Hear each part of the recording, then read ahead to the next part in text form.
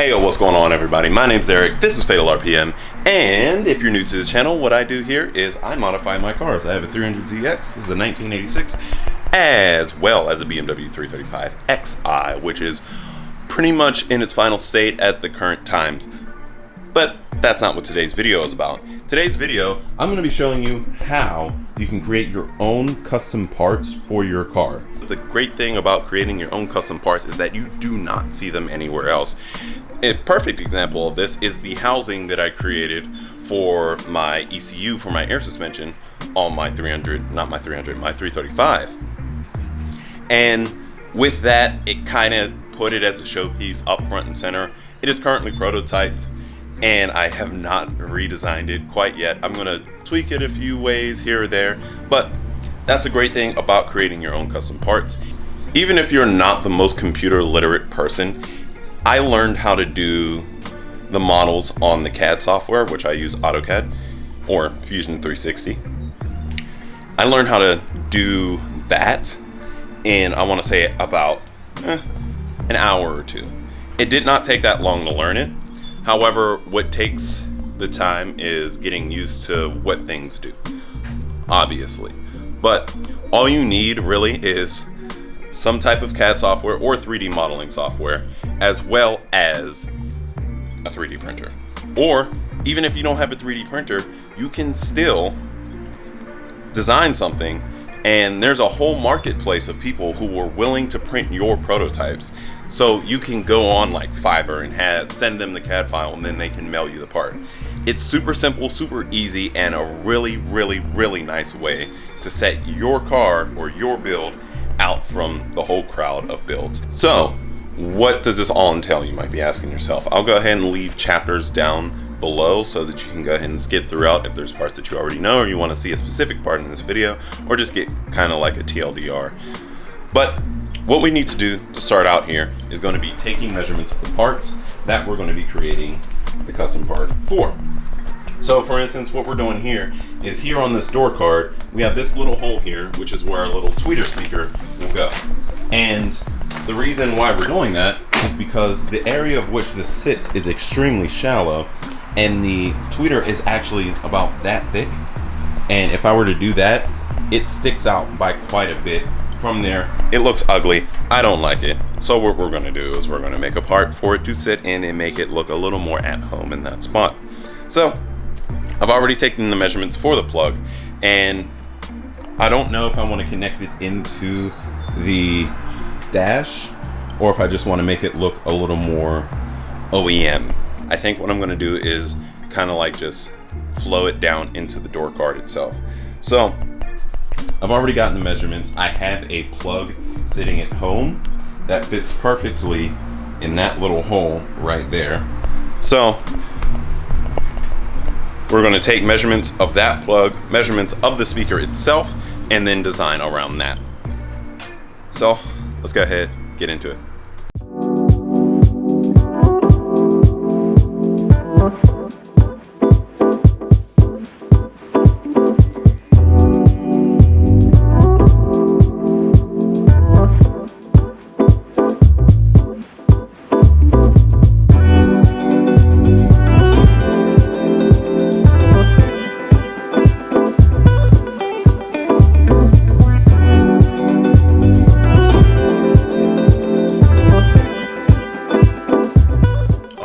Now that we have a design pretty much fleshed out, what we're going to go ahead and do is we're going to throw this on the 3D printer. Now, like I said before, you yourself don't need a 3D printer. There's a whole bunch of services online where you can send them a CAD file and they'll print it out for you and send you the prototype. Then with something like that, you're going to want to make sure though that it is accurate to what you're trying to do. You can't really do a whole bunch of iterations unless you want to spend more and more money on more and more prototypes. So now I have a little box here over my 3D printer. That's to cut out some UV light while I'm out. So all we got to do now is go ahead, fill this up with some resin, because I do have a resin 3D printer, and should be good to go. I have to print during the day because I want to be able to try this prototype out tonight, and I'm going to work. So So let's just hope it doesn't fail. Right next to a huge steaming bowl of foreshadowing. So, gonna go ahead and turn on the printer. And we're gonna print the prototype. And this will be going for, it's not saying now, but Box said that it would take about 11 hours. So we'll see what the progress is when I get home from work, but pretty sure it's not going to be done. We'll see though. Alright, so I just got home from work, and unfortunately it looks like we may have had a print failure while I was out. Let me show you exactly what happened. So before I actually take the supports off, or the plate off, you can see like right in there, if it focuses.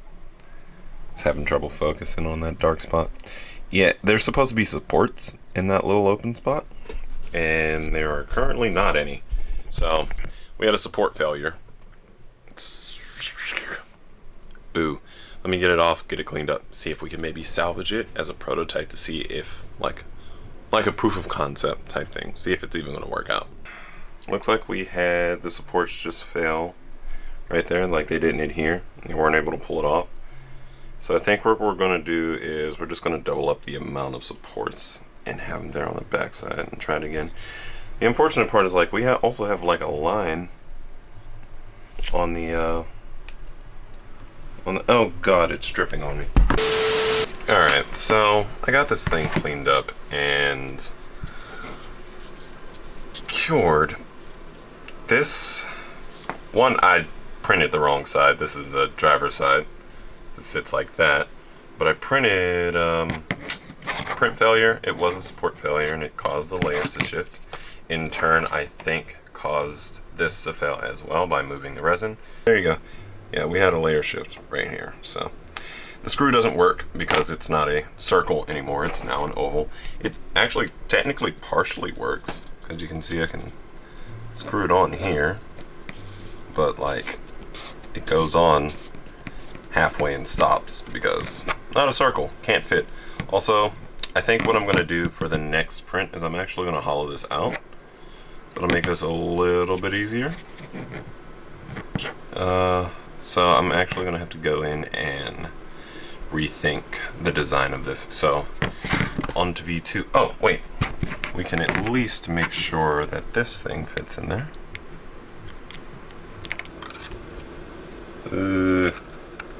Seems like I need to loosen this up just a little bit. So that's somewhat how it's supposed to look. It's supposed to sit in this hole here, and it's supposed to go along that line there. But like I said, this is the driver's side. I don't know how wait. Actually, no, it's not the driver's side. It was almost done printing, and the screw is supposed to go on the back. It's not like perfectly flat, which is causing issues, but it's looking good. It has the speaker angled out the way it should be. Yeah, it's looking good. If it wasn't for this layer shift down here on the bottom, like that is not supposed to be like that. That's supposed to be straight. Yeah, that's supposed to be straight, not jetted out like that. So I don't know. Well, actually, this is the top piece. This is the top piece, I think. I don't know. I gotta reference my model, but yeah, we gotta redo this. 3,000 years later. All right, so we have a bit of an issue, but we're making progress. So let me show you what's been going on so far. As I'm pretty sure in the last clip, I had said that the first instance had failed. This was version 1. Shit, super bulky. It's completely a complete failure. This was the very first print that we had. We had some delamination up here. We also had the actual threads not be thick enough, or not thick enough, but they were too coarse a thread, and the first thumb screw was honestly just a complete failure. There was like no clearance in between the screws and stuff, so we moved on to And this is the official second version. We hollowed it out. We changed the threads up a little bit. And of course it failed, like all of them have so far, because the power went out. So we went ahead and we just used what information we could out of this. This was the first one that I actually had threads go on. This was the thumb Redesign hand screw. And these actually do thread on, albeit not very well, but that's because the threads are messed up on this, on the actual piece itself. But first successful of this completely. So what we did is we went in and refined it a little more, and we had version 2.5. I ran out of the other resin, so this is the one that we used for that. As you can see, this one failed here. Again, power outage. But the threads on this one were absolutely perfect. And as you can see there, I had tried to screw something on, and that was just me screwing it back and forth, and that's just a little bit of dust from the variance in thread size that we had, along with the second hand screw, which is absolutely perfect. This is the only one I've printed so far in the other resin. Don't need to print another. Well, I do need to print another one for the other side, but this is absolutely perfect. I might just want to put some rubbing compound on the threads just so that it sands them down a little bit, because we could use a little more clearance. But this is what we have here. This here is the final version, and this has been the closest. So the speaker can actually fit in here. I think this is the one that I showed. Speaker can actually fit in here. The threads go all the way on. It mounts up. It lines up. The only thing that I can tweak here is back here. I can bring this to a taper, so I can make the bottom a little thicker and bring it up to where it is currently up top. The other issue that we have with it is just the simple fact that the speaker does not fit the way I'd want it to. So what I ended up doing is I went and I printed 3 test pieces with 3 different sizes. So let's go ahead, pull this down, and this is what we have in here curing. So we have all 3 sizes. We have a 33.5 mil, a 33 mil, and a 32.5 mil. And these are all changes in the seat up top for the speaker itself. So what we're going to go ahead and do is we're going to pop these out, because every single one has had a little bit of time to cure here, and we're going to try the speakers in them. So personally, the one that I think is going to fit is going to be the 33 mil, but this one here is the 33.5. So let's go ahead, take these supports off of this guy. As you can see, it's not perfect, but we don't need it to be. We just need this circle to be nice here in the center. So I'm going to go ahead and sit this in front of the UV light real quick, because the inside has not gotten a chance to fully cure. So this is 33.5 mils. So we got to stick it in. It goes in. It's not perfect. It still has a lot of wiggle room, but it's definitely the best fitting out of all of them so far. Like, it doesn't wiggle too much. So I feel like the 33 mil is going to be the winner here. So this one here is the 33. Ooh, I think the 33 is a winner. Look at that. Now, the only thing that I haven't fully dialed in are the little seats inside, but I have a feeling that, yep, look at that. So this is where we sit, the 33 mil, and it's the best fitting so far. The only thing is that it's running into clearance issues on the bottom now, or else I'd be able to turn it and lock it in. But this one is the closest fitting so far. So 33 is looking good, but just to see, since I made it, we're going to try the 32 as well. Maybe this one fits very tightly. Yeah, 32.5, I'm fighting it to get in there. Alright, so it looks like we're going to be sitting at 33, because that's where the 32.5 is. Like, it does not want to go in this hole whatsoever. So 33.5 is our winner, which I think is this one. Or sorry, 33 is our winner. Fits the best, goes right in, and it'll sit flush once I increase the clearance on the bottom. So that's awesome. This is where we're going to sit, And like I said, I improved the thread so much that I bet if I just grabbed this this screw that was already printed and these freshly printed things here, that, look at that, goes right on, no problem. We have the 33 mil, which is the winner, and this is the one that we're going to go ahead, implement into the full piece, get a full part actually printed out, and then we'll get it installed on the car. Alright, so I just checked the print, and unfortunately we had a print failure about 45% of the way in. So we're sitting at about hour, I want to say 5 or so. Let me show you exactly what happened. So, what we have here is a print failure right on the edge there, and unfortunately it dropped the whole corner. This is supposed to basically be a U, and it's not. So, I'm not entirely sure what happened. It doesn't look like we really had any issues inside, which is weird. I don't know. We're gonna go ahead, reinforce those supports again, reslice, and give it another shot. But as you can see, we didn't get most of it printed, which is good, but we kind of went through along quite a bit. We're at 6 hours, 51 minutes, and 45 seconds. Let me see. Much later. So I messed up. We ran out of resin kind of part way through the print.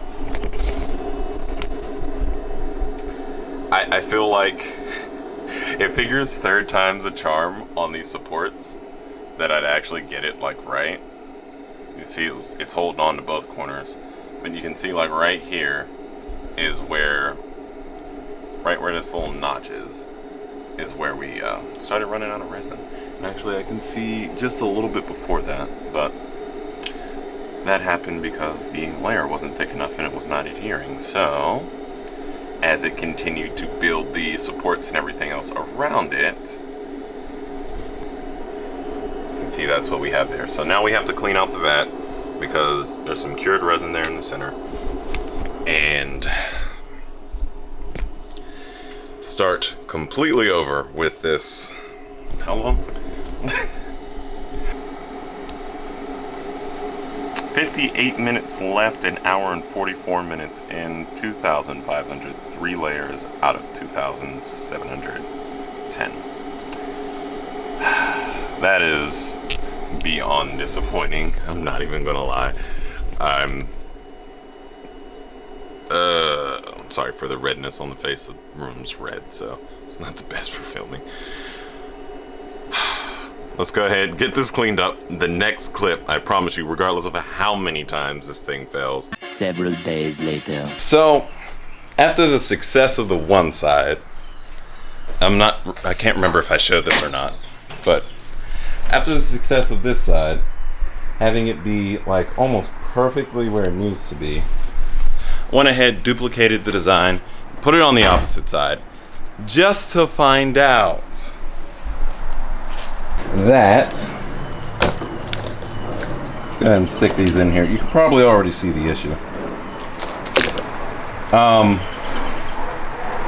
Yeah, this hole was drilled in a completely different place, and that's my fault for thinking these were in OEM spots, which they weren't. So, but the hole needs to be over here on the other door, but it's over here.